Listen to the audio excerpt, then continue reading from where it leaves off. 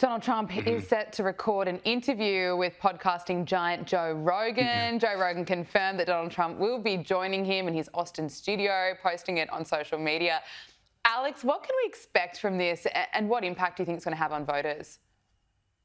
This will be the biggest podcast of the last 100 years, the biggest podcast of all time. I mean, I know podcasting is relatively new, but I'm just saying this is going to be the thing that wins the election for Donald Trump. Him and Joe Rogan speaking, in a non-organized, just improvisational speech. Because every time that we hear Kamala speak, it's pre-approved questions. CNN and MSNBC, they edit the answers.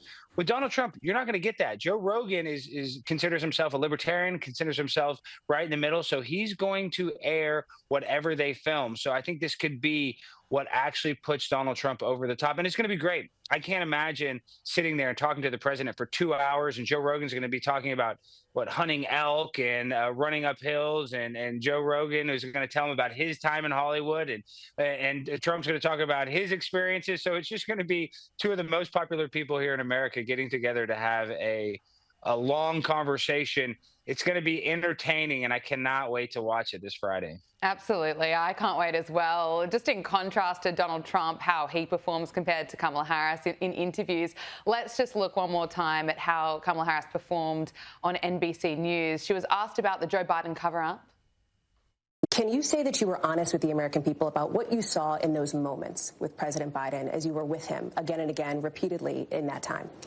Of course. Joe Biden is an extremely accomplished, experienced, and capable in every way that anyone would want if they're president. You never saw anything like what happened at the debate night behind closed doors with him?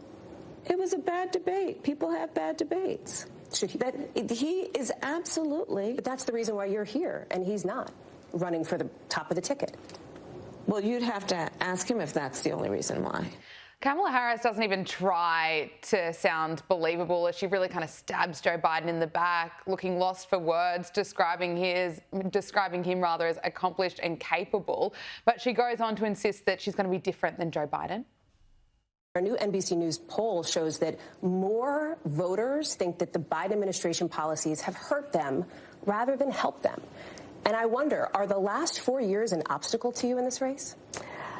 Here's how I look at it. First of all, let me be very clear. Mine will not be a continuation of the Biden administration. I bring my own experiences, my own ideas to it, and it has informed a number of my areas of focus, most of which are, on, to your point, lowering costs.